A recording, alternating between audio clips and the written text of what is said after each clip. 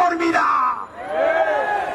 ইনকিলাব মঞ্চের অন্তত একটা কর্মীও বেঁচে থাকতে খুনি ফ্যাসিস্ট গণহত্যাকারী আওয়ামী লীগের পুনর্বাসন চলবে না।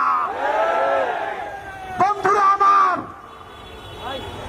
একটা কথা মনে করিয়ে দিতে চাই, এইখানে এমন বোন এসেছেন যার স্বামীকে পিলখানায় খুনি আওয়ামী লীগের তাপসের গাড়িতে তুলে তারপরে আগুন জ্বালিয়ে দেওয়া হয়েছে।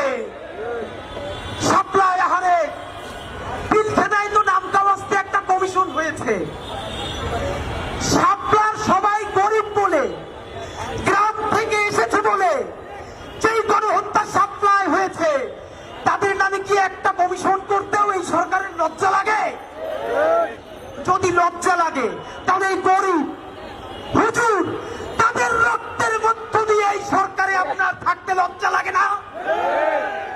বন্ধুরা আমার, বিএনপিকে বলতে চাই, আপনাদের হাতে ধরি, পায়ে ধরি, শহীদ জিয়ার বিএনপিকে দিল্লির দাস হতে দিব না। জামাত ইসলামের ভাইদেরকে মনে করিয়ে দেই, সাইদি সাহেবের রায়ের পরে 2 শতাধিক মানুষকে 2 দিনে পাখির মতো গুলি করে হত্যা করা হয়েছে। শুধু হত্যা করা হয় নাই, পাখির মতো স্তূপ করে নারী পুরুষের লাশগুলো রাস্তার পাশে রাখা হয়েছে।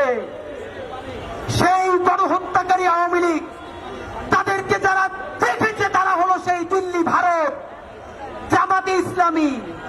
স্পষ্ট মনে রাখেন, সাইদি নিজামীদের জামাতকে ভারতের দাবিদার হতে দিব না।